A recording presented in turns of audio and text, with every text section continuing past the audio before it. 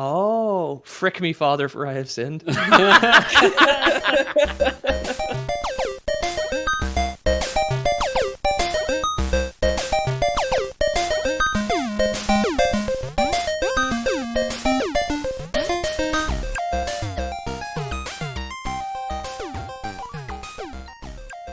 Contrite and humiliated be the heart, lore boys, and silence, for your penance is almost at its end. After 3 sexy updates to the base game, which added new bosses, items, lore, and a fresh, true ending, in quotes, setting up a sequel, of course, I figured it was time for us to go back to one of my personal favorite games of the past few years, Blasphemous. You could say that this is our free version of a New Game Plus mode, except our version of New Game Plus has ads, of course, making the game a better deal than this podcast. My name is Peter O'Donohue, and joining me on my pilgrimage, as always, is... Yeah, hi, Ethan Palmer here. Peter, sorry, this corn won't stick together.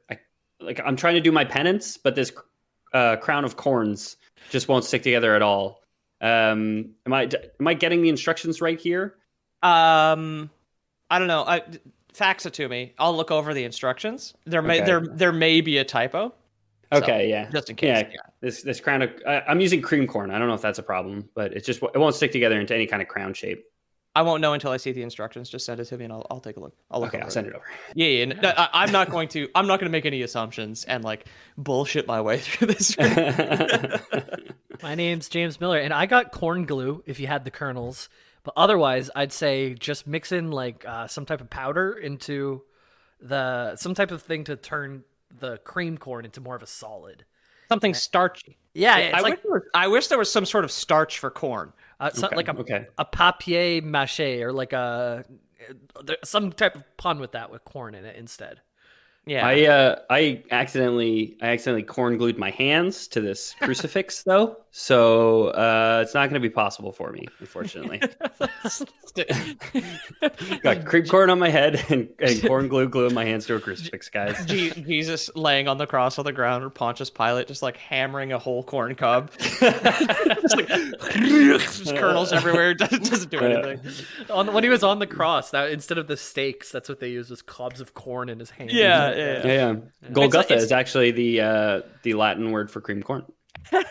Little known fact. It's like that dry decorative like autumn corn that you like hang for your balcony though. Right. Yeah. The brown and boiled one wouldn't go through. Heirloom corn. Before we get into our Blasphemous 2 episode, or our second Blasphemous episode, I would like to say hello and welcome to our new patron from this afternoon, Ryan Cornez, who that is not a joke. I think it's a guy I went to high school with. Otherwise, it is a wild coincidence. But if you're here, dude, I would love to talk to you in Discord, because I haven't seen him in years at this point. Welcome. Hi, Ryan. And if our I haven't podcast seen him in years either, technically. 30, right? Ish. At least, yeah. No, since I've been playing a bunch of Blasphemous recently, and like I've been talking to you guys, originally I wasn't going to like ask for much of a recap. That being said, what is your guys' experience now? Jamie, you told me you started playing the game at least a little recently. My first file is at 41% completion, and my newest file is at 6% completion. So I've not played a ton of it, but I think like 6 hours total. I think my save file is at like 135%. It just keeps going, so you're way behind. Okay, yeah. No, like I'm really only to scratch the surface, but I've enjoyed it. Just side-scrolling, like Catholic guilt simulator. You can also like fight bosses and stuff. Feels a lot like Dark Souls in certain ways. You can't masturbate, so it's very Catholic. Yes. I remember you're the penitent one or penchant one. Penitent one. Yeah. Penitent makes more sense than pension. You're the pensioner one. You're like an old guy in Florida. Penitent, which root is repent? Is that it? They're probably it's penance. Maybe Yeah. Like penance is a punishment you take. Repent is like admitting your sins to God, whereas a penitence would be like punishing yourself. Yeah. So what's the penthouse? Is that the punish house? Yeah, that's where you go to punish yourself. Okay. Vigorously. Okay. And the Pentagon, that's an MMA ring. Got it. Mhm, Okay. Yeah, well, that's where guys punish themselves by fighting other guys punishing themselves. Okay. Yeah. Cool. Cauliflower ear you is do a form of you do penance. my punishment for me, and I'll do your punishment for you. Okay? Yeah, exactly. It's just two Catholic guys helping each other out. Yeah. Mhm. My experience, like, just with the ambiance of the game, it is just, it feels like, you feel sad playing the game, I feel like. Like, it's fun to do the fights and everything, but all, like, the Yeah. ambiance is just, like, it's not an upper. It's pretty much a downer. It's not an upper. Yeah. I love how I'm at 135% completion and you're at 2 save files at a combined 46, and you're the one who introduced me to the game. Yeah, I got it on Switch. Back when I used to commute, I would play it more, but then that whole commute thing stopped, so. I mean, to be fair, Peter, you're the one who introduced me to Hollow Knight, and I'm at probably like a 400% completion cumulatively all my save files. So You were the third one of us, and I did like pretty well with it too. I beat the game at least, but you just went insane with it. Iron Man, all this shit, yeah. I think Ethan would like. Well, Ethan, I guess you haven't played Blasphemous yet. I've not played Blasphemous. No, it is one of those ones that I was eyeing on the Switch recently, and if it goes on sale on Switch, I'll probably pick it up instead of Breath of the Wild, which we were talking about before the sound check, that we're just too old and miserly now to pay full price for video games anymore. And Nintendo never lowers their prices, so we're committed to never buying Nintendo games again. Blasphemous was like $15 when I got it. It must be like that or lower. I don't know. It was on sale on Steam. It was on sale on Steam to celebrate its like final expansion, which is why we're doing an episode. And then it rolled into the winter sale. I think it has been $7 Canadian since like the middle of November at this point. Wow, 3.5 loonies or toonies? Yeah. I want to get it on Switch just because I have one game on Switch, which is Super Mario Odyssey. Well, that's not true. I have Dicey Dungeons as well. But like, I just feel like it's a game that I'll play more sitting on the couch than I will at my PC. It's a good one. Non-gamers, at least my experience, like Dara likes watching games with high stakes, and there's a lot of good boss fights. So like if Ariane wants to watch you play something entertaining to look at, then it's probably a good choice to have on the television. Yeah, exactly. She loves watching me play Hollow Knight, which is the same kind of like 2D style fighter. That's only because Ethan stands up and twerks while he's playing, though. And she's seeing the real shit. I stand up and twerk when I do anything, really. I would do it if it wasn't for this pesky crucifix right now. I mean, it would pick up on your mic, and the pop filter doesn't. Yeah, well, the pop filter blocks out the letter P, but not the clapping of cheeks. So it's a different accessory that, like, if you subscribe to our Patreon, we can afford one day. You have to get like a belt loop with like a little thing that has a pop filter right in front of your butt. It's like just like a thin slice of foam you put between your butt cheeks to dampen the clap. Anyway, what are we talking about here? Catholic guilt, I believe. Right, of course. No clapping of cheeks. It has been 6 days since my last ass clap. You think the Pope wears those thick robes to cover up the fact that he ain't got no donk? Yeah, man. You think does the Pope clap his cheeks in the woods? I think so. Whatever that idiom is. Yeah, if the Pope's wagon didn't have glass walls, would you know he was clapping his cheeks? The Pope's wagon. Whatever it's called. Well, I like that you said wagon, because wagon is sometimes a term used for ass. Yep. So. Yep. Oh yeah, there you go. So since launching in 2019, Blasphemous has had 3 major content updates: the Stir of Dawn, Strife and Ruin, and Wounds of Evantide or Evantide. Don't know. The first and third expansions are the ones that added what we'll be covering today, since the second expansion only added like a boss rush mode and a crossover with Bloodstained Ritual of the Night, which is like another kickstarted Metroidvania. Because Blasphemous started on Kickstarter, but they were so successful that all of their DLC has subsequently been free. Yeah. In terms of the actual story, I'm sure we'll get to the recap at some point, but Okay. Cool. Yeah, that's my next one here. So from our last Blasphemous episode, which I guess a key point of that was the last episode we did in person. What do you guys remember from Blasphemous? Was that the last one we did in person? Wow. That's what you told me, and I never looked in to verify that. Did not fact check you. So, it was one of the last ones. Snopes can look into that fucking Lore Boys canon for us. I think the last one was when Ethan got back from vacation. And it was a day record, or like an earlier in the day record. Because I remember leaving and like not hugging Ethan, and the sun was still out. Because I was like, normally I'd hug you, but I don't know, because you've just been traveling and there's a virus about. But I did. Yeah. I was just traveling. yeah. Okay. What do I remember about Blasphemous? I remember trees with golden sap and faces. Yeah. Okay. Those are all very iconic. And in Catholics, that's it. That's it. You have to bring a tree something. There's you cry blood. Yeah. I remember as the protag, blood comes out of your helmet sometimes. When you kill someone, tears. you fill your helmet up with the blood, then you put it on your head because you got to get the fresh stuff in. That's you don't want stale blood, dog. No. Bro. I don't remember. Yeah. Weirdly enough, for someone who played 6% of the game recently, and someone who played 0% of the game ever, Ethan is way closer to remember. Yeah. So basically, the base game, you play the Penitent one, who is a man who is part of an organization called the Brotherhood of Silent Sorrow. And they go on journeys when they feel guilty, and that is their penance for their guilt.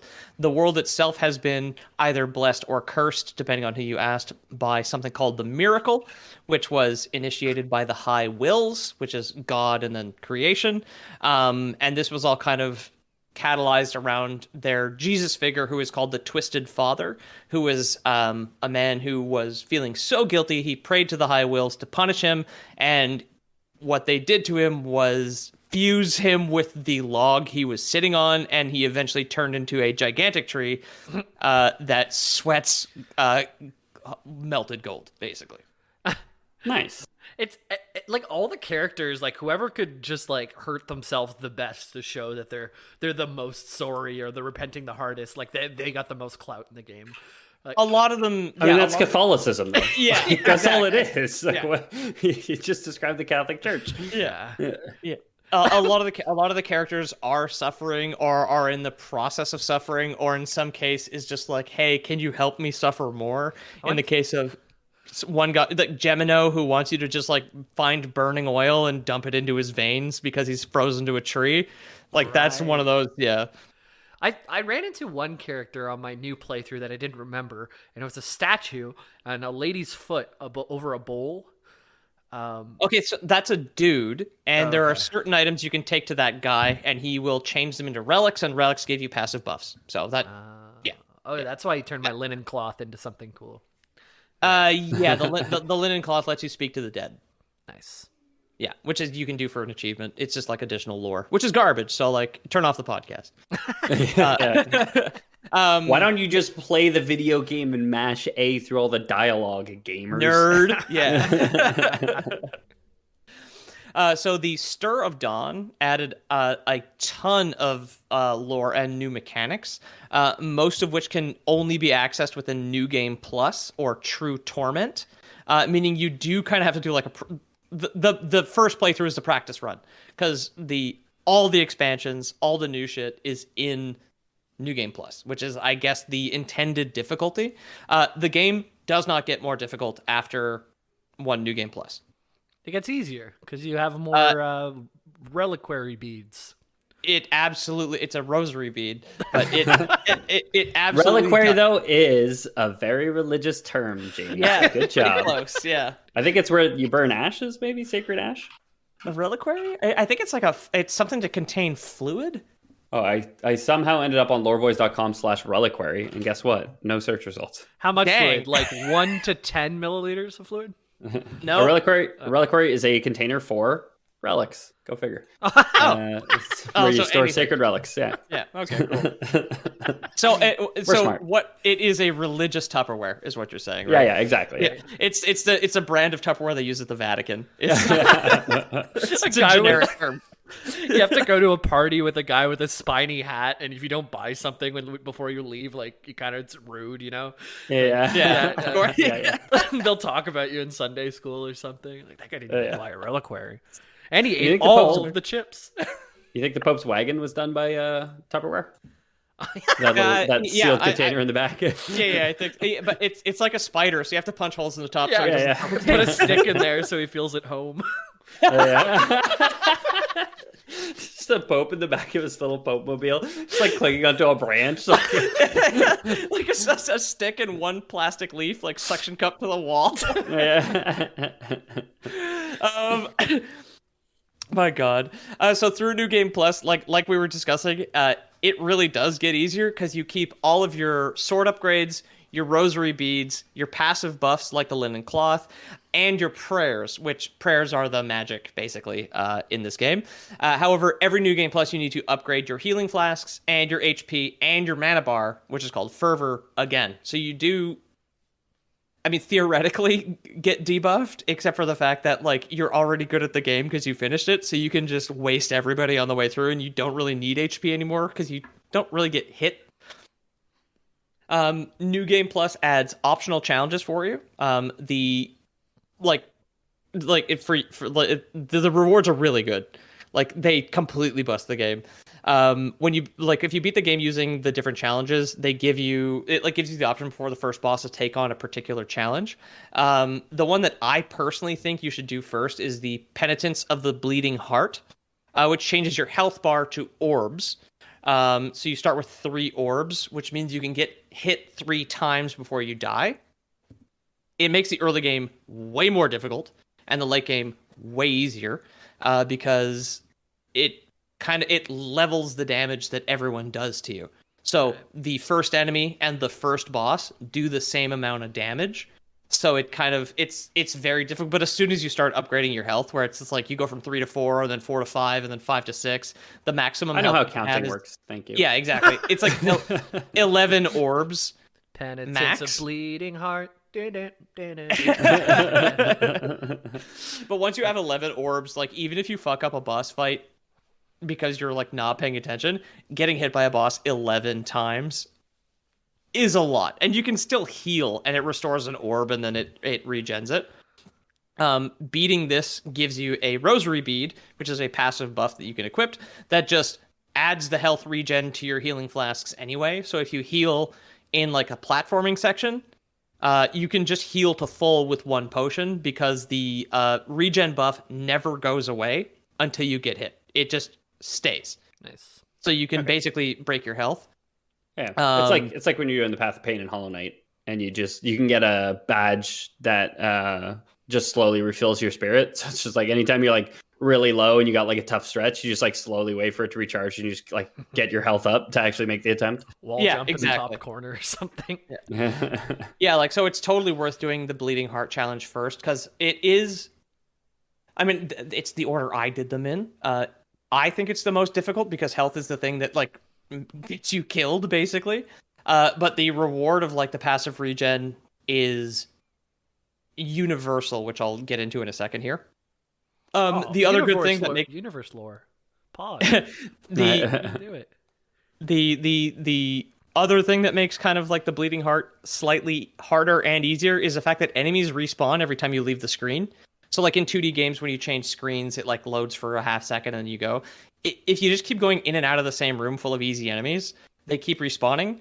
And if you farm them up to 20,000 what are called Tears of Atonement, and then donate them to the church in the town of Albero, you unlock fast travel. And like when you have infinite bad guys without needing to go to a checkpoint, save, respawn everybody, and go back, you can just go in and out of a door. Getting 20,000 tears on like easy enemies, you can unlock fast travel basically as quickly as you want. I thought you got fast travel just for finding the portal. You could always go from Albero, the main town, to whatever portal you got to, right? The portals are still in the game for people who don't want to donate the money, but if you donate 20,000 Tears of Atonement to the church in Albero, it upgrades the checkpoints, the shrines that you pray to. Okay. Then you can just fast travel between every single one of them. Oh, okay, cool. Yeah, so you can unlock it a lot quicker in this in this fashion, because you don't need to respawn everybody. Yeah, it's like Portal 2. Yeah. Once you get the regen rosary bead, you can do whichever challenge you want. I personally did the Penitence of True Guilt. The combination of doing Bleeding Heart and then True Guilt, I think made it the easiest one, because in True Guilt, it replaces your health flasks with mana flasks to regenerate your fervor. So but you that get means some type of prayer that heals you or something? no. No, because the health regen rosary bead, I don't know if there's a bug or a feature, applies to the mana flasks. So you can regen your mana, and it also starts healing your health. So you can just regen everything with one hit. And the prayers in game, which are the spells, are like wildly powerful. Like when we were chilling on Discord on Christmas Eve, and I was streaming it like with people in Discord, there was like, I think every single boss I fought that night was like a 20-second fight, because it's just like cast a wild spell and just fucking melt them, regen mana, health starts going up, regen mana, your casting animation has iframes, so you can't even get fucking hit, so it, like the regen never stops. And it was just like the main prayer I used was the Debla of the Lights, which I recommend to everybody. It's just like this giant fucking laser that shoots out of the ground, and like there is, you know, like when you get hit in some games, you get a couple iframes to kind of readjust, so you can't get hit again. Bosses have that too for prayers, except the Debla of the Lights, as long as the boss is within the laser, their hitbox will get hit like multiple times in one cast. Yeah. And some bosses have multiple hitboxes. Yeah, exactly. There's so like you could just... one of the things too where it like sends like basically it follows the floor and the walls when you use this. It's like the first prayer you get. It's a 2D game in the shockwave. Yeah, like exactly. Yeah, it falls like from you on both sides. It goes all the way around. So you like line up the boss right on the corner of the screen, right? So then it gets hit like on the floor, but also as it's going up the side of the screen, you can just and they both count as like as like their own individual hitbox. So as long as they're inside the shockwave, it's sometimes can count as like between 4 and 6 hits all at the same time. And if you buff your prayer damage, and again, when you have just like fucking mana potions that also regen your health, like you become the boss. It's on them to try and stop you. Okay, so lore of Peter then. Yeah, exactly. Yeah. I was born in 1991. And then the final challenge is the Penitence of the Unwavering Faith. It reduces the damage of your sword by 50%, but your fervor or your mana regens automatically. And then obviously the reward for this one is a rosary bead that gives you automatic mana regen. Cool. Okay. So like doing these challenges and like doing a theoretical final playthrough with all 3 equipped, it really is just like, hey man, you did it. You played through the game 4 times minimum to get to this point. Destroy it. Just go. Yeah. You cannot be stopped. You earned it. Go and become boss. Yeah, Destroyer of old boss. Yeah. So now that I'm done gushing, like one of the sanguine fountains, we can move on to some of the new characters that have been added in the DLC. One of the earliest new characters that you can encounter. Goofy. I can't believe they added Goofy. Gorge. Forgive me, Lord, for I have sinned. Gorge. Sorrow fill me with the heart, Maxie. He's like encased in a tree. One of the first new characters that you'll encounter is Nacimiento, and I'm sorry to anybody who speaks Spanish out there for fucking that up, probably. I put it in chat. You guys can describe him. He is the first one there. He's the balding monk-looking fella. So what was his name? Nacimiento. Nacimiento. No. And then you said I'm sorry after, which I think is Lo Siento. I have no idea, man. A nice rhyme. Lo Siento is apologies. So are you the little red guy, the little red and blue guy there? Yeah. So he's huge. He's wearing a green tunic, which is like a long shirt, I guess, for anyone who doesn't know. Opens in the front. He has a great bowl cut.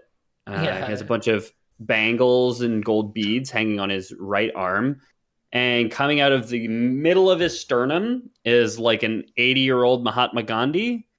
Yeah, it does look like Gandhi. God damn it. I never noticed that. Who's growing a tree trunk out of his eye that seems to be trying to punch you? Or is he friendly? I can't tell. Or is that his arm from the other side? It's his arm from the other side, yeah. Okay.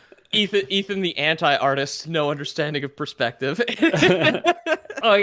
It could easily look like he's coming out of his left eye there. Yeah. Don't at me. Yeah, it's up for interpretation. Yeah. You've played the game. You've seen him at more angles than just that. You maybe know. And conveniently, in the next picture of him, his left eye is covered.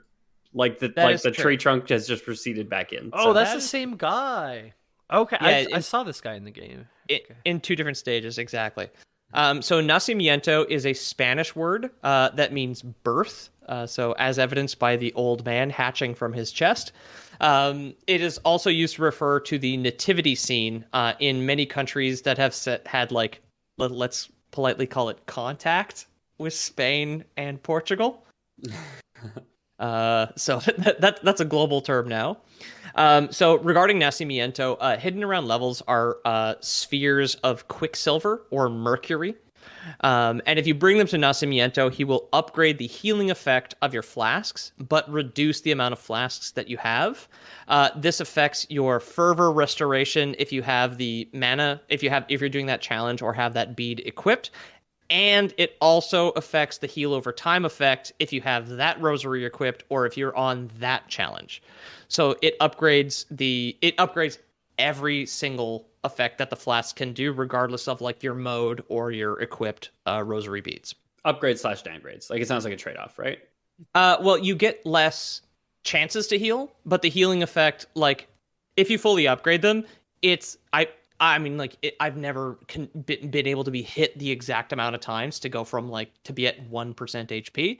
But like when it is fully upgraded, I'm fairly certain it is a full heal from 1 to that, and then the heal over time is basically like 3% a second. Like it just goes up so fucking fast. Yeah. Okay. Yeah, and the same thing the fervor, if you've got the bead equipped or you're doing the mana challenge, the fervor, you can basically heal from 0 to 100 with 2 upgrades. The fervor regens, I would say, way too fucking fast, because there is no point in upgrading your flasks after that point. But the heal over time effect with the rosary bead is affected by the quicksilver. So it's still, again, do your challenges, ascend, become God. Become the Sigma penitent one, basically. If you want to play the game, frick. Yeah.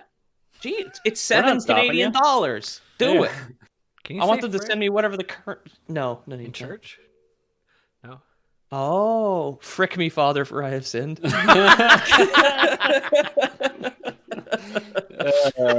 a weird connotation with the Catholic Church. Yeah. Oh, I think it's very appropriate. Nacimiento, when you give him Quicksilver states he blesses the mixture that will recover your spilled blood. And considering mercury is incredibly poisonous, I'm not 100% certain what he's doing with it. This process could be reference to an ancient Chinese and Tibetan belief that mercury is good for you. Or it could be a much more local reference to the development team themselves. The Blaphemous is made in southern Spain, and a mercury mine was opened in Almadeon, Spain, about 2,500 years ago, which is close by. And this is one of the mines in Europe that like dominated mercury production in that period of history. Maybe Almadeon. Maybe he's looking for a cure for the man in his chest, because when I did talk to him, he didn't seem so happy about the man in his chest. So maybe no. Little mercury. Are they distinct? Like are they like two? Is it Siamese siblings, or are they? We'll get into it. Okay. The face didn't talk first interaction. You only got to see the top face. So yeah. Okay. Yeah.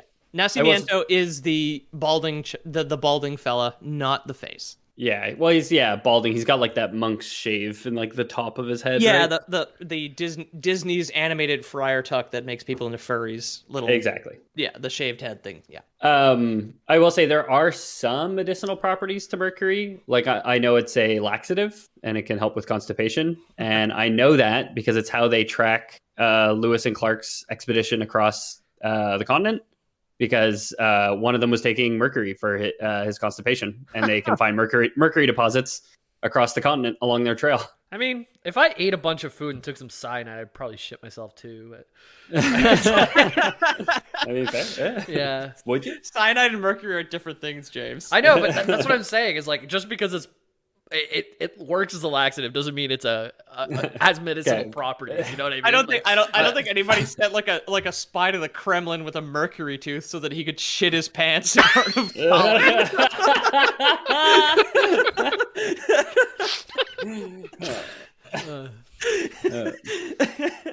It may just be one of like an alchemical thing, because in alchemy, mercury is known as the prima materia, or first matter. In like ancient alchemy, it is thought that mercury is the basis of all matter and is like a formless base similar to chaos itself. And the item's description, like a lot like in the Souls games, you can read the item descriptions.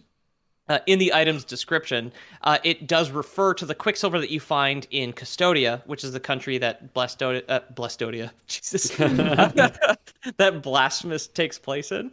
It does state that the mercury in-game comes from a mysterious distant land. Cool. There's a lot of like lore collectible. Like you get different bones from people from times way past. Like, well, so those are relics that you would keep in a reliquary, and there actually is a new character added where we talk about the ossuary, and you can turn in the bones. I did that too. I thought I just missed it the first time. So you get like Shin of Lore Boy Pete. He died doing what he loved, beating his meat. Choking himself in his closet, beating off. Your flasks can be upgraded 5 times. So I believe the maximum flask capacity in the game is 7.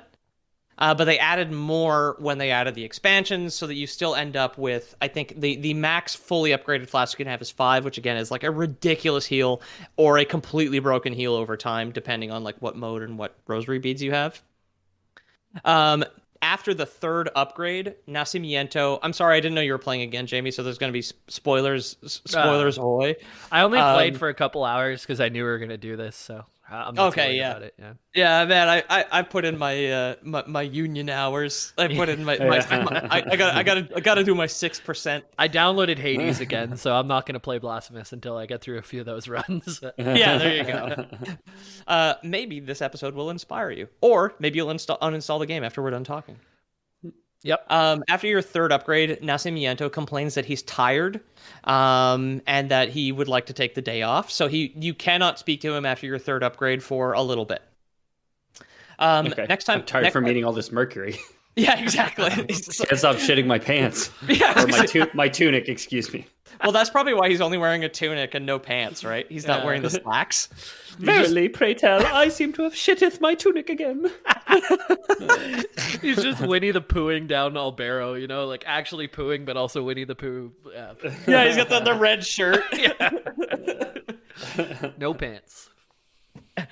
Next time you enter the room after he complains about being tired and pooping his pants, the old man in his chest has now erupted out of Nacimiento's body up to the old dude's waist, and then Nacimiento will then beg for more quicksilver. After the 5th and final upgrade, Nacimiento and the being that he now refers to as the Ancient One will both be found dead in the cave that you found them in. Nacimiento is kind of kneeling with his hands on the ground and just his head slumped over, and he's been completely hollowed out like a husk, like this giant hole in his chest. And the Ancient One seemingly kind of barely made it anywhere. The old man is just curled up in the fetal position, covered in slime, a few feet ahead of him. So he just kind of like crawls out and then dies immediately. Damn, dude. Yeah. Every caterpillar becomes a butterfly. Just like inside of him, just a religious dude. Yeah. It's cocoon shaped like a younger man, an old man hatches out of it. Inside all of us is an old man waiting to be born. Yeah, or an old man. Yeah, it's 2 Mahatma Gandhis. One that says you should drink Quicksilver, and the one that says nothing. Yeah, exactly. And who's the real villain? Because that guy didn't. The second Gandhi didn't try and stop you. Yeah. He knew the risk. So the new character that you'll likely encounter earlier in the game, like Nacimiento is very hard to miss, because you kind of have to find this next dude. But he is in the first area. He is in the next screen after the first boss. He is called Hibrael, which of course it's a Spanish game spelled with a J. He is another gigantic man. However, he is completely emaciated and is only wearing a loincloth, so diarrhea would affect him much worse were he consuming mercury. And there's a J in the middle of that diarrhea, by the way. Diarrhea. Yeah, I mean, it looks like he has some issues with too much mercury and has been shitting too much because he's so gaunt, you know? Yeah, exactly. So he is also posted in chat. Yeah, I'd written this out, but does one of you want to describe him to the audience? Is this the guy yeah. leaning over? Yeah, he's the guy leaning over. You want to take it, James? Go ahead. Okay. Very skinny dude. He's got really long hair. He's like bent over, like 90 degrees at the waist, and then he's like kind of hunching down even more. He's trying to twerk, but he's got a flat ass like the Pope. Yeah. Flat ass like the Pope. It looks like he's got some mushrooms growing around his feet area, so I'm not sure he's moving a whole lot. And his arms are kind of like outstretched, like with his palms facing upwards. He's got like what looks like a long bugle, like wrapped all around, like a trumpet with no buttons is just like wrapped around. It's a vuvuzela, right? Yeah, exactly. He's a Brazilian soccer fan. Yeah. And his penance is having the vuvuzela wrapped around his forearms. Yeah, it's very, very long. It wraps around a bunch of times and then points at his mushroomy feet. So maybe he's trying to play music for his mushroom feet. Yeah, like the very, very, very, very good description. The only difference is because I guess you haven't seen the character in game. It is not mushrooms growing out of his shins. It is actually like rose-shaped candle holders. So there are lit candles within the like hollow glass flowers that grow out of his legs. These flowers actually also it's the candlestick from Beauty and the Beast that he's serenading. Yeah, Jacques or whatever his name is. Do not remember. I would have said his name if I remembered, but be our guest. Be our guest. Put what is his toenails name? to the test? I will look it up. Somebody Jamie it up. Beauty and the Beast is Henry Lubati. No, that's the guy who played him. Or portrayed by Lumiere. That makes sense. Lumiere. I was like, I know it's not Jacques. It's got to be some pun because they all are. Right? Oh, it's like Lou. Chip is the Clocksworth. Yeah, Clocksworth. Or is it Cogsworth or Clocksworth? Cogsworth makes more sense, I think. For the or just less on the nose, maybe. For the non-Francos, lumière means light in French. Yes. Yeah. Mm-hmm. The little lumieres that are growing out of his thighs or out of his calves rather are how you find him. So they kind of like spread out in a limited distance around rooms. So you're supposed to look for him if you see the flowers anywhere. He talks Mrs. a lot. Pot. Mrs. Pot is the teapot. Oh, okay. That's Chip's mom. Yeah, exactly. This picture reminded me how great the art is in the game. Like the backgrounds and like the foreground. There's like just so much going on. Like as you're walking across anything, like the landscape just looks beautiful. The enemies, the animations are great. I forgot how pretty it is. Yeah. Now that I work for a VFX company and have been playing a bunch of Blasphemous like from home, everybody's just like, "Oh, Pete, what are you doing now?" Like that bedtime is 10 o'clock at the cops will arrest you. I'm just like, I'm playing a lot of Blasphemous. It's this weird Spanish game. You should check it out. And you like, don't understand. I'm a gamer. I didn't go out before the curfew. Yeah, bro. I'll be honest. It hasn't changed my life that much because I'm allowed to walk my dog still past that time. So. Is there a range? Because like in the last curfew, it was like. It is still a kilometer, right? God, originally they said you can't walk your dog past a certain time, but so many dog owners freaked out, they backed off on that. Like, okay, no, we're sorry, you can't. What do they have? Like two cops? They've got like the cop and the canine unit, and they question you guys individually to make sure they get the same story or like where your fucking address is. No, we've all just been letting the dogs poop into letters and then mailing them to the mayor. And, exactly. Yeah, that's how it went. Good. Yeah. Conscientious objecting. Yeah. So Hebrael talks a lot, which makes our job a lot easier.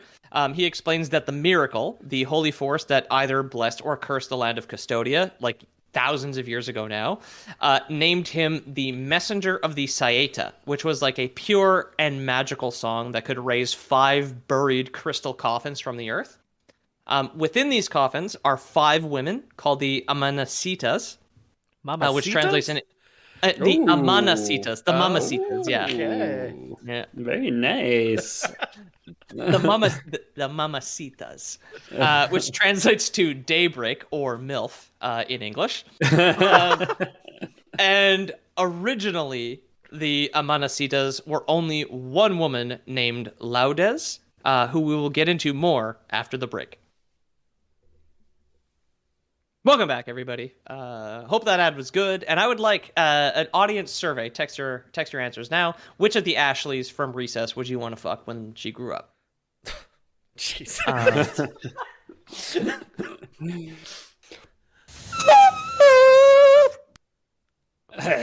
Excuse me. What the? Oh, no problem. Should we just scrap this intro? No, it's fine. In our last episode about Blasphemous, we explained this a lot more. But millennia ago, the High Wills manifested the miracle. We kind of like touched on this earlier, but I'll go over it again because it's going to get important.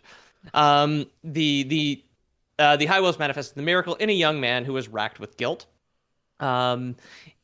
He began to fuse with the log he was sitting on and became known as the Twisted Father.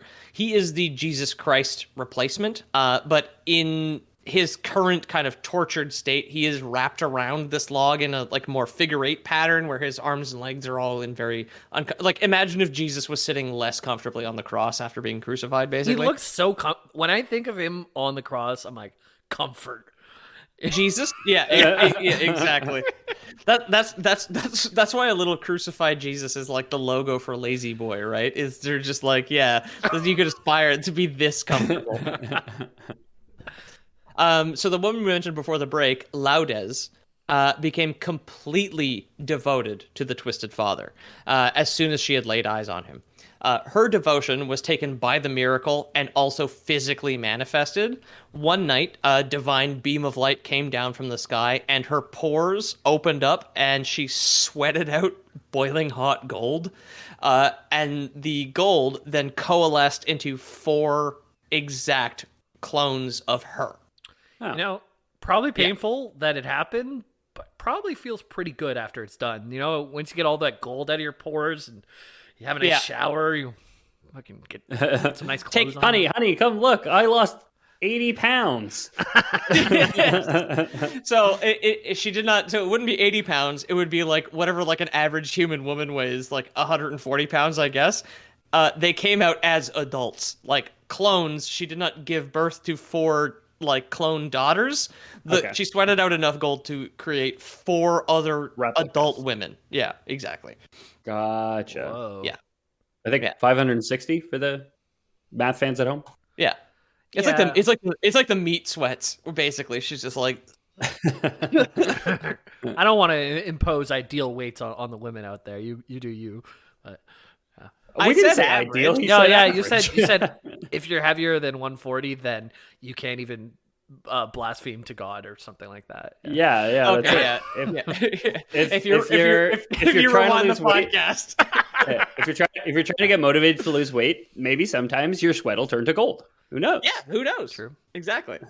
And I mean, I guess Jamie is right. I say no fat chicks all the time. That I said that earlier in the episode. If you rewind, you'll find that. Right? Yeah, I think it's if you play it backwards. I think long time ago. If you play the episode backwards, it just says no fat chicks. I forget why I remember it, but you said something about steampunk and fat chicks a long time ago, and I cannot remember why. Someone will tell us. Yeah. Check the Lore Boys wiki. I'm sure I've said something horrible in the past. That sounds about right. Oh yeah. Not me though. Surely. No. Oh no, never. Nope. So these 5 women would parade the Twisted Father around the country in like kind of like a mobile planter is what it even looks like in the official art. It looks like you know, like like when like a king or a queen is carried around, there's like that the throne that's on the platform with the 4 posts on it. You have like 4 people carry you around. Yeah, it's a wagon, but people are the wheels. Exactly, precisely. Before the wheel. That's not how to pronounce it, but it's spelled palanquin. Harley Quinn. Palanquin. Okay. Yeah, Harley Quinn. So it's kind of like a mobile planter in this case because the log that he had been twisted onto before it kind of absorbed him within the tree was really more of like a sapling. So they, I guess, like transplanted him into like a bucket that they put 4 rods on. So Laudes would lead the procession and her 4 clones would carry it with the Twisted Father in the planter himself, like a tree planting thing, basically. Laudes becomes the Amanecitas that you talked about before? The ones that came from the crystal coffins, right?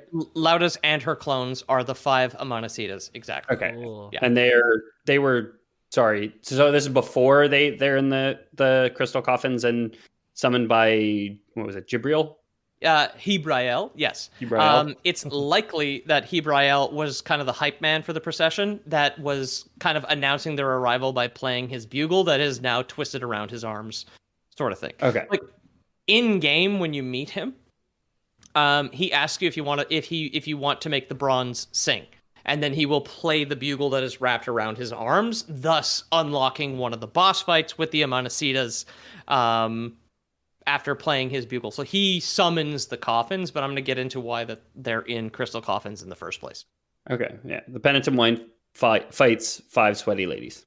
Yeah, 1 sweaty lady and all of her sweaty clones. Okay, gotcha. Yeah, exactly. You have to do a whole playthrough before you can fight the sweaty women? Yeah, sorry, dude. Yeah. And then on New Game Plus Plus, you get to see their feet. So honestly, they're keeping all the good shit gated behind extra difficulty. God, dude. But yeah, he's like basically the hype man. So he would like shred Sweet Nara on his bugle to let people know that the procession was inbound. Okay. But that's assumed. It's never admitted. It's very clear that he has respect for the Amanecidas in game. However, he never says like, "Yo, I know them," and it like I was their manager actually. Like before they got big, it's like really cool. He's like permanently bowing to them. It looks like. Yeah. He's been crippled by his simping, where he's wrapped his Twitch bits around his arms and is now like he's starved himself to death. He spent all his money on bits. So when the Twisted Father finally died, Laudes continued to worship him, kind of like anyone would.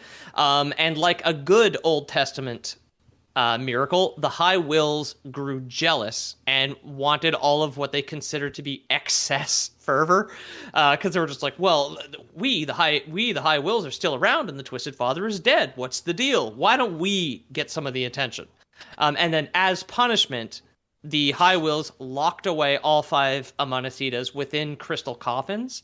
Or really, they locked away the 4 clones, and then when you kill the clones, you get to challenge Laudes herself within the mirrored sarcophagus, which is just in a different place, but it's basically the same thing. And they're kind of buried around Custodia in different locations until it needed them. It's kind of like a crypto wallet, basically. It's just like investing in this stupid shit in case it needs it in the future. Yeah. I'm getting you open one of the coffins, it's a PNG of Lola Bunny bouncing a basketball.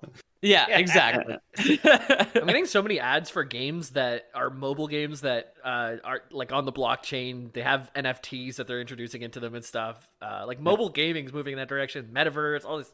Dude, what the world? Peter Molyneux, the man well known for creating the Fable series and then also fundraising like $22 million to make a game and then just scarpering off with it, is his next big thing is an NFT. Yeah, it sounds like a Peter Molyneux thing. Publicly lying to people. So at the time of the game, the Penitent one encounters Hebrael and has him summon the remnants of the Amanecidas. The women are kind of brought back and fought in a different dimension. They don't have their own levels. When their coffin is summoned, you just go to it. And if you die, you can just immediately recover your souls outside of it. It's a completely separate place. It seems like you kind of ascend to it or whatever by, interacting with the coffin. The clones are the Amanecida of the Golden Blades, Amanecida of the Bejeweled Arrow, Amanecida of the Chiseled Steel, and the Amanecida of the Molten Thorn. Bejeweled Arrow is the name of the NFT game, actually. Yeah, they're all Facebook games. Okay, cool. They're loosely named after the weapons that they carry, which are an axe, bow, sword, and lance, respectively. Defeating each one gives you an item called a verse spun in gold, which has the description, quote, a fragment of a stanza embroidered in gold thread on blue silk. It does not belong to any known song. The golden threads move with a life of their own, snaking through the fabric, but the verses they form are always the same. This is a little bit Lore Boys canon. The verses written on the blue material are probably the lyrics to the saeta that Hebrael plays on his bugle. Yeah, the hymn or whatever. That makes sense. Yeah. I like it. It's not. It's unconfirmed. I think they kind of want us to speculate, but yeah, that's Lore Boys canon for the moment. Bing, I'm the crazy frog. Do you wish to make Do you wish to make the bronze Bing, and then and he just like plays crazy frog? Yeah.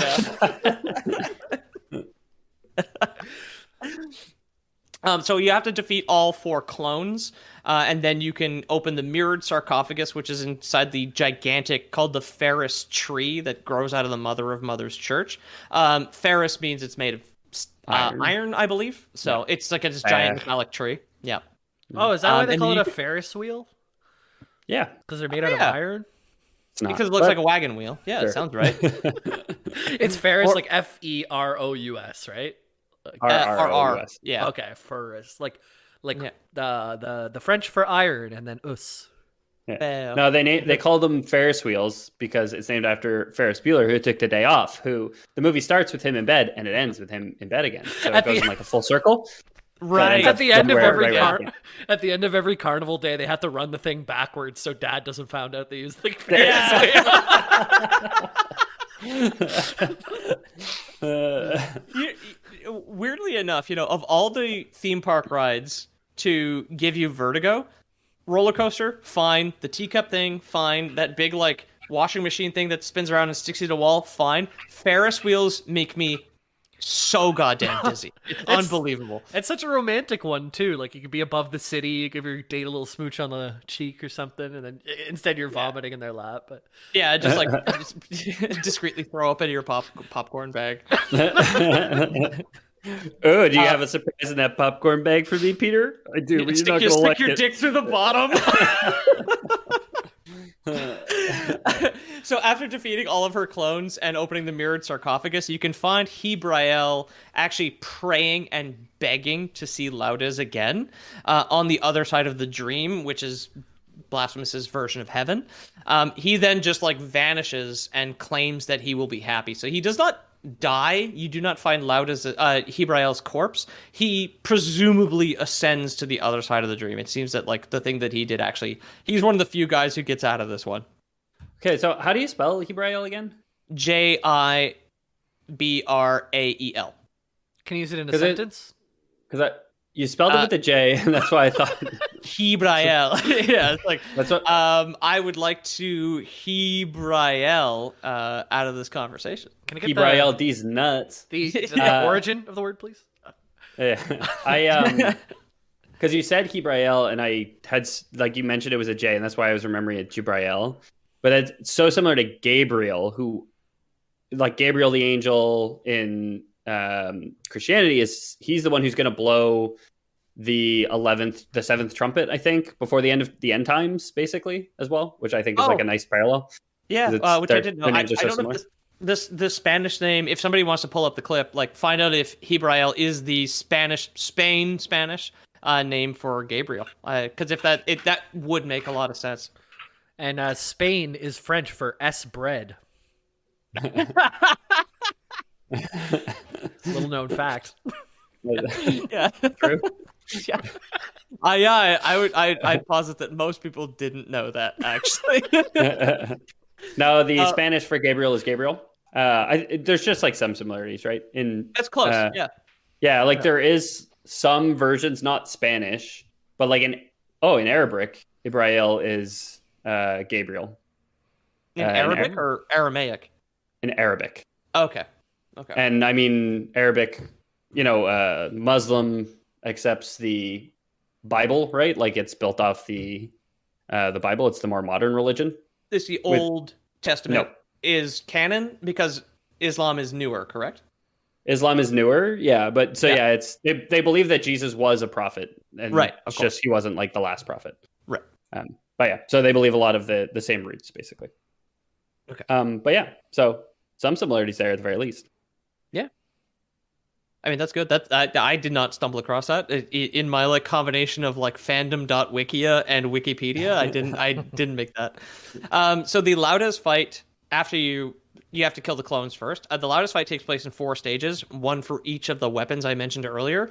This kind of has the unintended effect of making her the easiest of the 5, because it is fighting 1/4 of the boss that you've already done. She does not have new moves. You fight the lance one, the sword one, the axe one, and the bow one again, and she changes like every 25% of her HP. So it's really not that difficult, but it is still just pretty twerking. cool.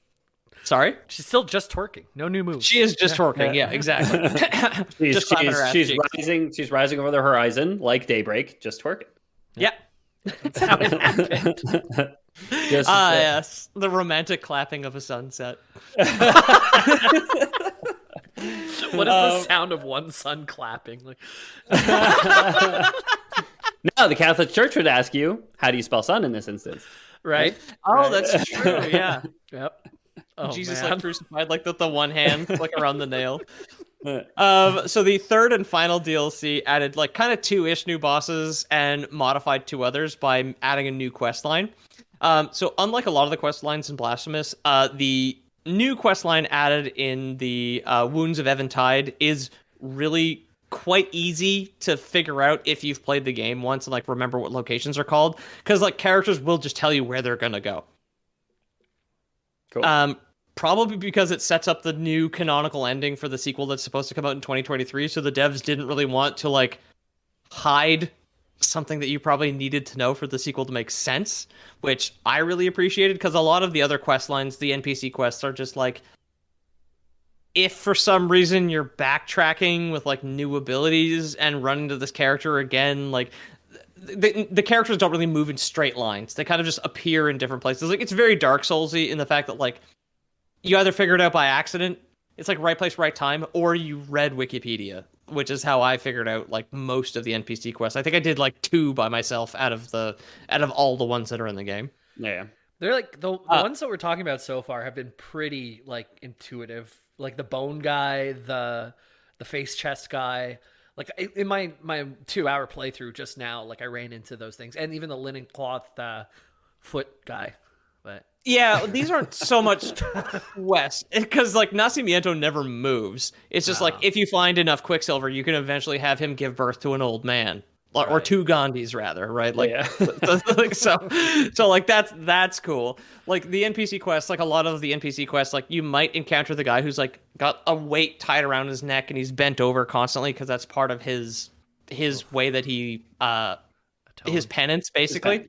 Yeah, like if you don't go to certain areas that are not after other areas, you just like kind of get lucky after doing things in a certain order. It's like you'll never find him, and there's like an achievement that I will never fucking get of having him like meet up with some other dude who, again, I had to Wikipedia because it's just like they don't go in the same order that you do, right? yeah.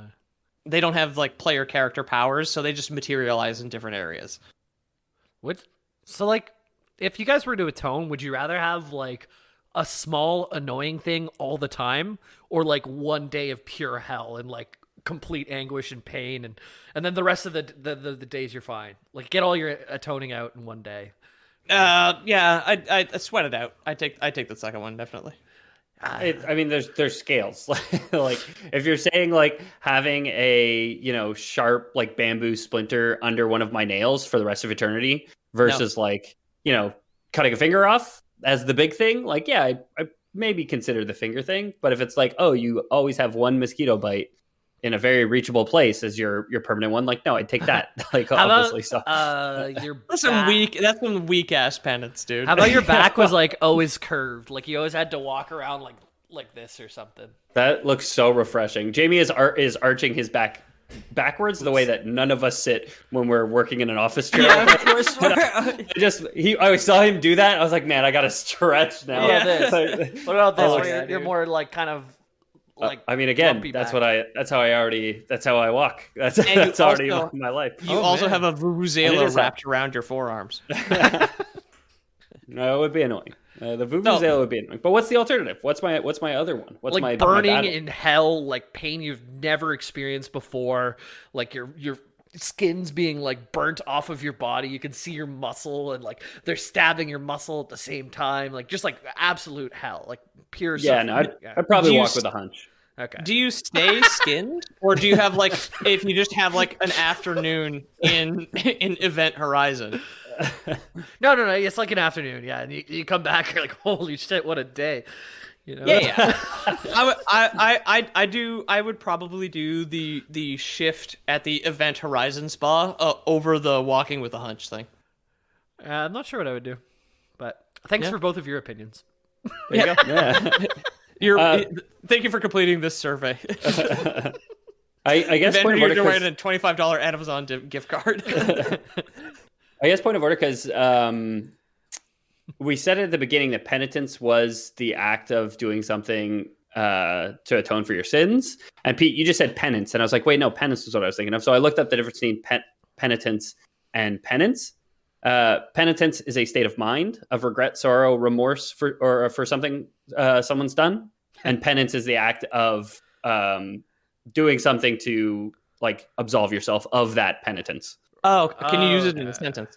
I can. So penance is like when someone makes a New Year's resolution. They're like, I'm gonna repent more, and then they just like for 2 days they whip themselves on the back, and then they kind of forget about it. They did the action, but the penitent one, it's a state of mind. You know, it's like, you know what, he's always kind of just punishing himself a little bit. He's always just walking around like, oh, I'm a piece of shit. It's a way of life. Such a fucking asshole. Yeah, it's kind of I didn't even whip myself today.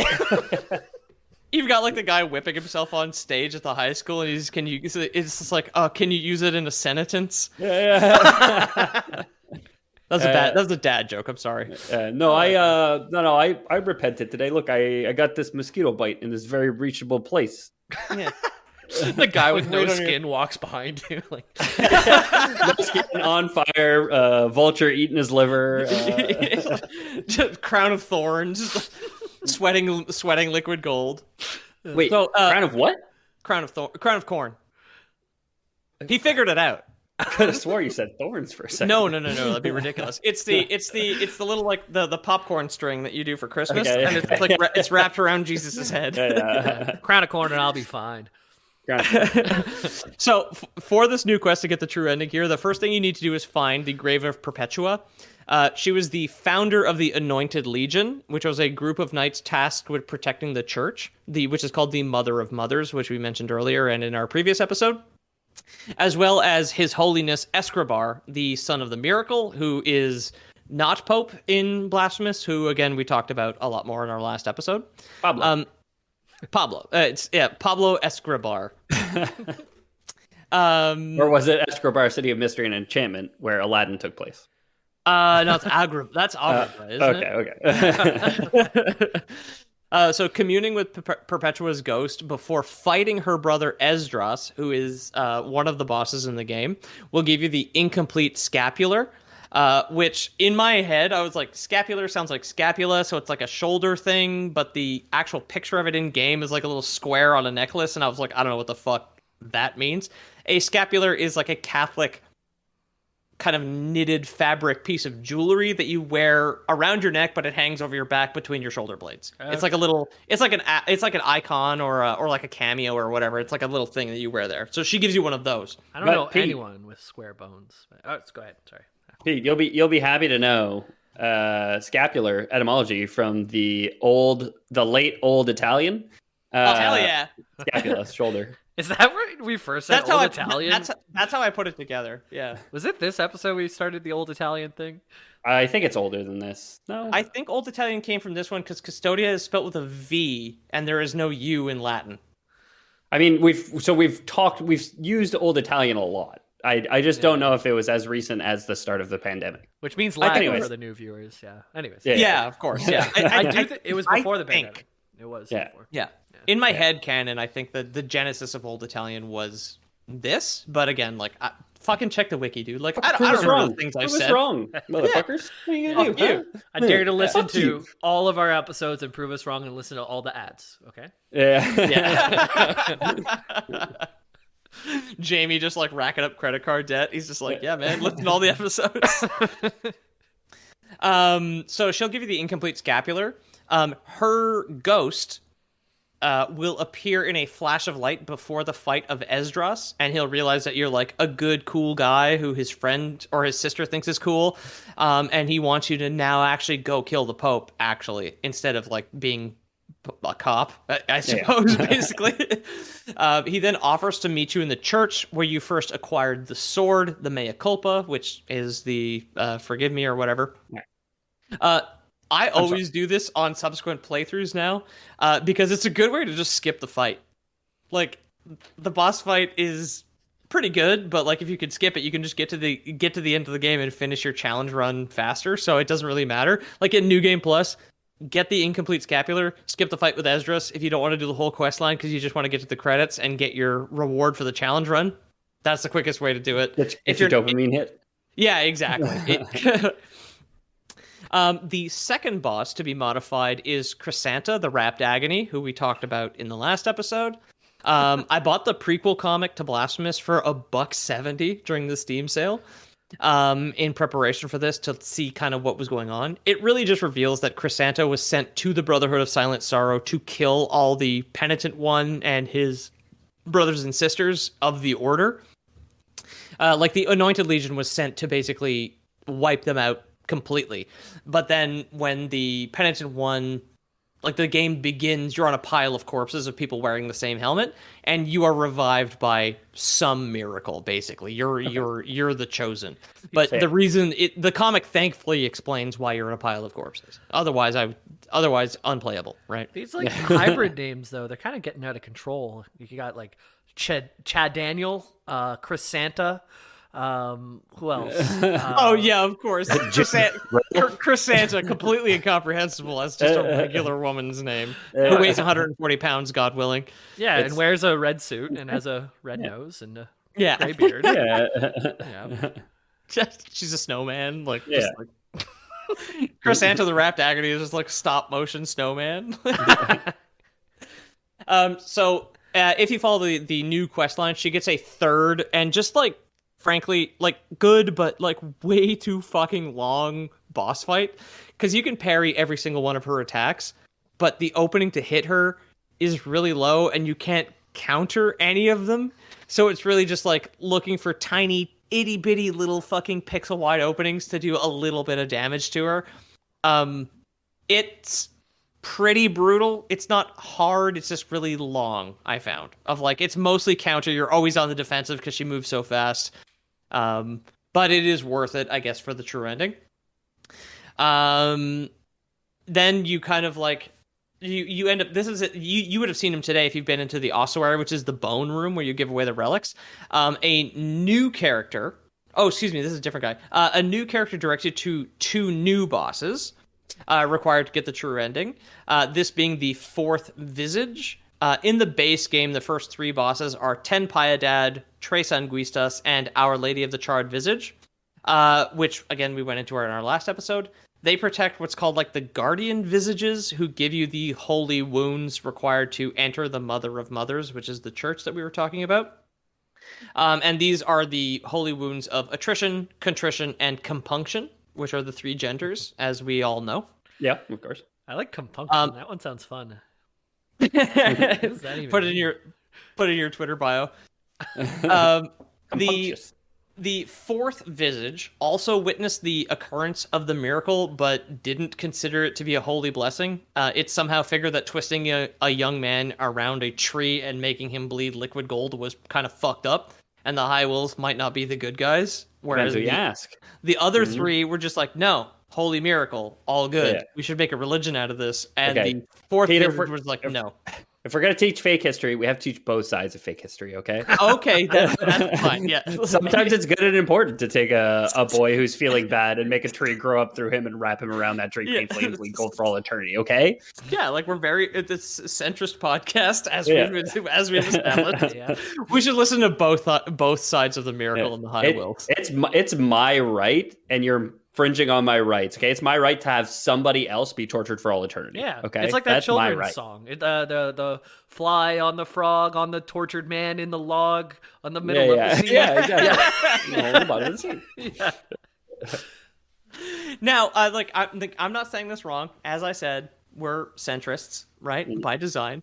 As punishment for being skeptical, which is totally fair, the 3 other visages plucked out the eyes of the 4th and imprisoned it below the Mother of Mothers. One eye was given to Sierpes, who is a massive sea serpent that he put in his skull to replace one of his real eyes. As a review, just quickly, this boss is very out of place in Blasphemous because it is, like, snakes are biblical, but the design of it isn't particularly interesting. It is just a big snake, and is, frankly, I do love this game, but this fight is fucking god-awful. It is not hard. It has probably the highest health pool in the entire fucking game, and is also bugged. So if you dodge forward too close to his head, I think the way the dodge works is it just kind of like deletes your hitbox briefly. So you just kind of pass through its head and then get stuck inside its head and take contact damage the entire time. Fun. So it just kills you. But if you have the rosary bead that prevents contact damage, you just stand there inside its head forever and have to Alt F4 the game. Yes. So it's like, cool, man. Yeah, that's great. It's snake venom RP. You either die or you get paralyzed, or it's role playing. It's a feature, I think. Yeah. I'm sure it's a feature. Yeah. It's bad. It's a bad fight in a good game, and it takes a very long fucking time. The second golden eye is in the hilt of the scythe belonging to Isadora, the voice of the dead. Okay, I'm glad we're on GoldenEye 2. I can't wait till we get to GoldenEye 64, honestly. Same, man. Yeah. Right this is a 19-hour episode, guys. Don't worry about it. Sorry. The second golden eye is in the hilt of her scythe. It's in kind of like, I guess what would be the hinge of it. She's got like the handle, and then there's the blade, and connecting it is the eye itself. Where iron meets wood. Yes. Yeah, where the iron meets the wood. Yeah. Where the ferrous meets the porous. Where the ferrous meets the tree. The florist, maybe? The flores. Oh, where the flores meets the ferrous. Something like that. I think we fucked up Old Italian probably in that case. So she can be fought after collecting enough holy relics and giving to the warden of the ossuary, who is the old dude who's like surrounded by jars in the room where you give him all the bones of the saints that you find. Yeah, he had a jar with a My Little Pony figure in it. It was kind of weird, but yeah.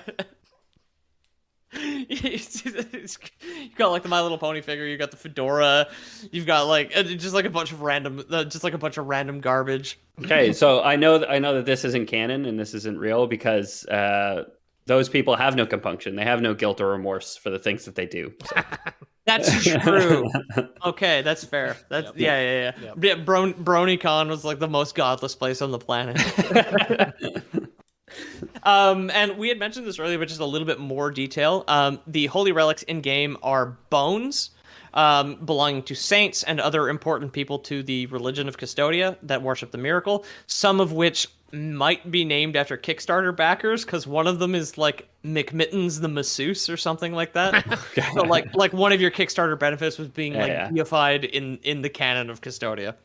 Beautiful. Yeah. I think we mentioned this in the last episode, so I'm not going to get too far into it now, but like holy relics in real life are like a big part of Catholic worship, I guess, because I know there's like a rag that has Pope John Paul's blood on it when somebody tried to assassinate him.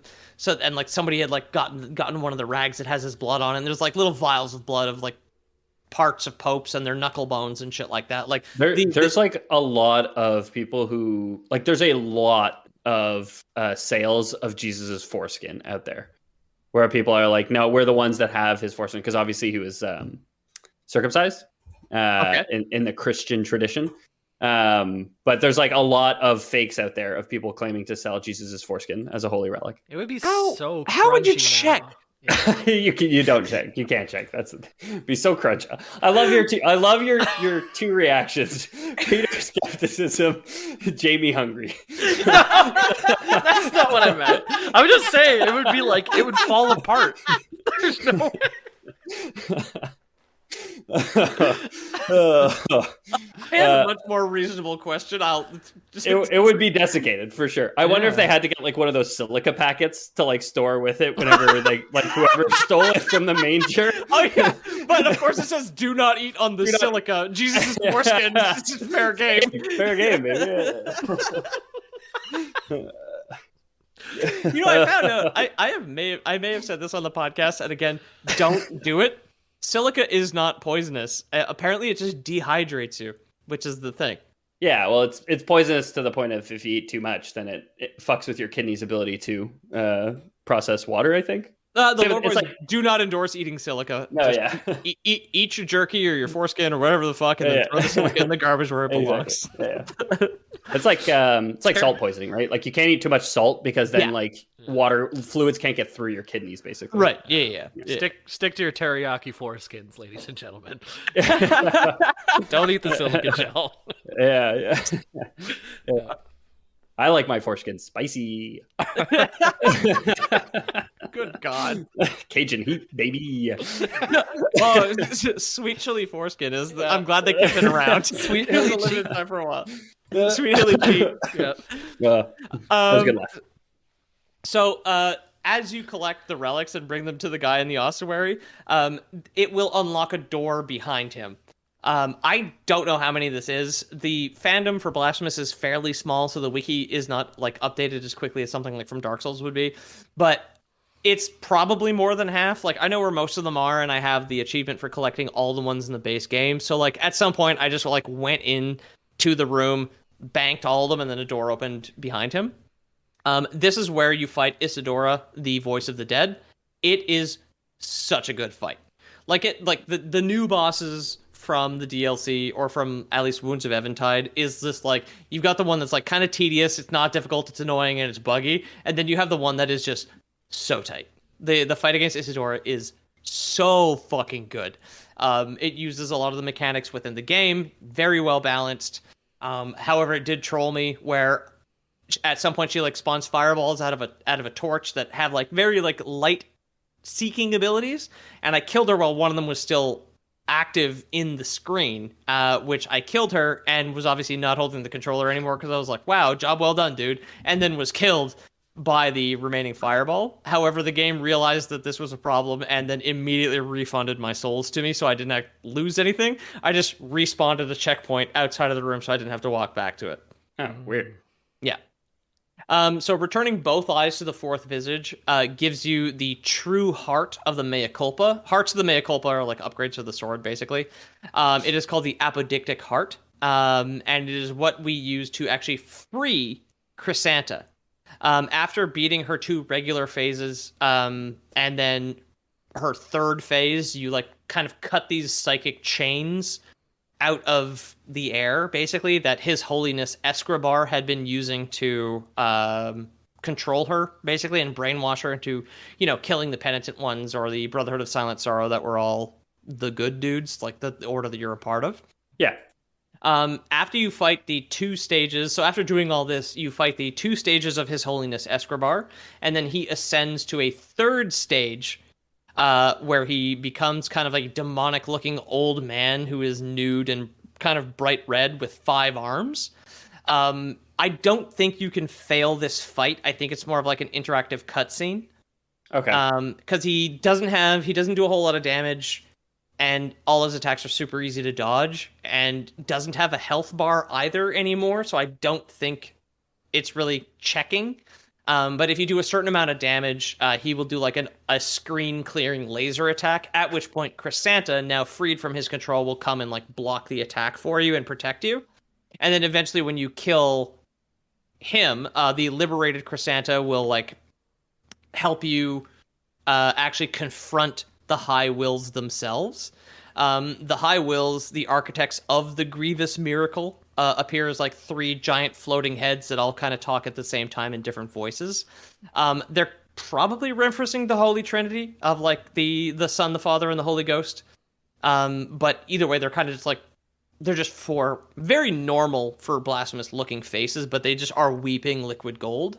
The Penitent One and Cressanta kill or destroy all of the heads together. Afterwards, is this a fight or is this a cutscene? this is a cutscene. Okay, yeah. Yeah, the fight I refer to that I don't think you can lose Is the last fight. Is the final fight. Exactly. Okay. Like, again, it's against Escobar in his like true form. In the base game, you do see this like 5-armed man ascend out of the body of the boss fight, but then it just like goes to the final cutscene to the credits. The new ending now has you fight this 5-armed guy. Okay. Again, I don't think you could lose. Like, I did it on my first shot. Even though I've played the game 4 times, I still don't one-shot most bosses. You guys could beat the game 7 times and get to that boss to see if you could beat him. Or Yeah, go for it. Prove me wrong, children. Prove me wrong. Yep.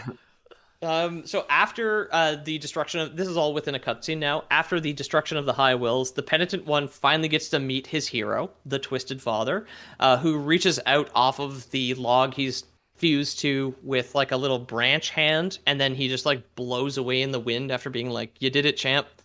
The Penitent One then takes his sword, the blade of which also blows away in the wind, and the following scene is Cressanta carrying...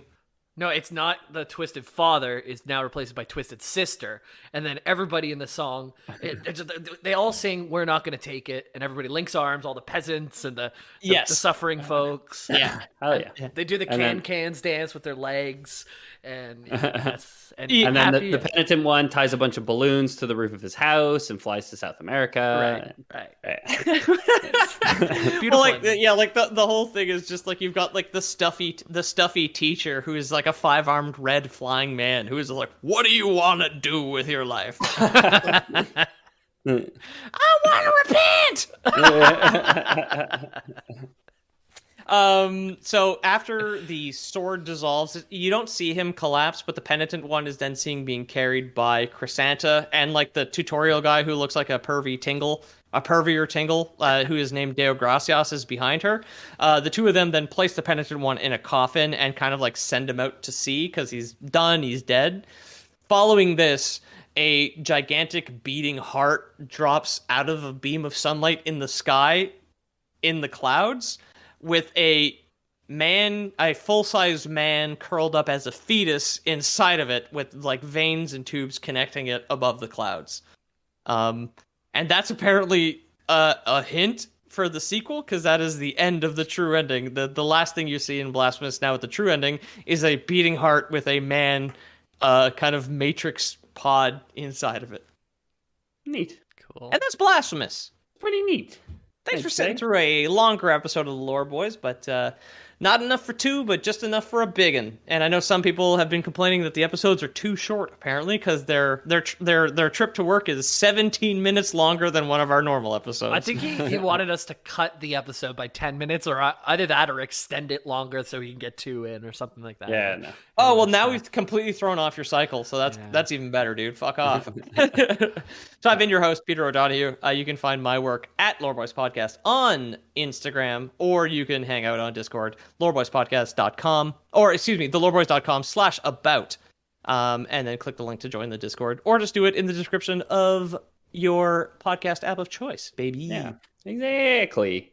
Jamie, what about you? You got anything you want to sell to the listeners today? Not really. Just hop in that Discord. Silica gel. Silica gel. I got some crunchy beef jerky that you guys might want, but I won't spoil it. No, just get in that Discord. Go to loreboys.com/about. We see lots of new folks coming in all the time. Don't let some of the regulars scare you off. Some of them are kind of degenerates, but there's a lot of normal folks in there too. There's plenty of stuff in that Discord that people need to repent for, but yes. It's also a pretty wholesome place at times, and it can be a lot of fun. Jamie and Peter and the gang, and not me because I was doing family stuff, but on Christmas Eve a week or so ago, there was like a nice hangout for people who didn't have something to be doing on the night of, where everyone was playing some games together. Pete was streaming Blasphemous, I believe, on the holiest of Hallowed Nights. Rather than going to midnight mass, he decided to play a sinful game, I think. In my opinion, if you ask me. All games are sin. All games are sinning. Yeah, gamers are sinners. There's no coexistence. You know those coexist stickers on the back of people's cars? Those are sin. and they're Just like because of the gamer. the gamer symbol on there. Repent, gamer. Do 10 no scopes and 20 dabs. Yeah. Yes, Father. Yeah. Forgive me, Father, for I have teabagged. If you like the show, you want to support us, like Peter said, big shout out to our newest patron, Ryan. Means the world to us. Thanks a bunch. And if you want to become a patron yourself, you can go to patreon.com/theloreboys. Sign up there. We have a couple different tiers. We're always trying to come up with new ideas, things to share with you guys, things to give you guys, fun ways to make it more worth your while. But even the basest of tiers just give you an extra layer of access to us that not everybody has. And it means the world. It helps us a lot make this all make sense, you know? We wouldn't do it without the listeners, but the patrons make it a lot easier and, like I say, saner to do it. And if you don't trust Patreon, of course, we have Lore Boys Prime. If you've been a sinful boy and your credit card no longer works, don't worry. We don't take credit cards like Patreon would. So we know you guys are into some shit. But we need your help gathering some scapulars or scapulas. So send them our way. And Jamie's starting up his own jerky company, as he kind of hinted at before. Said he wanted to give us some previews. Jamie's Crunchy Jerky is going to be our newest operation here at Lore Boys HQ. I was gonna say it's called Uncut Jerky. But it's specifically cut. It just looks like gold flake covered pork rinds. It's gonna be really good. Yeah. Oh, I'm a big fan of the honey one because it's drizzled in that petrichor, you know, that God's blood, and it's really sweet. It's really sweet. I would say Jamie always makes me taste it in the dark, and I think it's best enjoyed in the dark. Yeah, and you know what? Fuck the haters, dude. We have silica gel flavored jerky, limited time only. Real silica gel. Yeah. But we do, legal reasons, have to tell you not to eat it. We're revealing the mystery what it actually tastes like. Well, like jerky's so salty it'll dehydrate you barely less. And I think that would constitute a Lore Boys. Lore Boys Repent. Repent.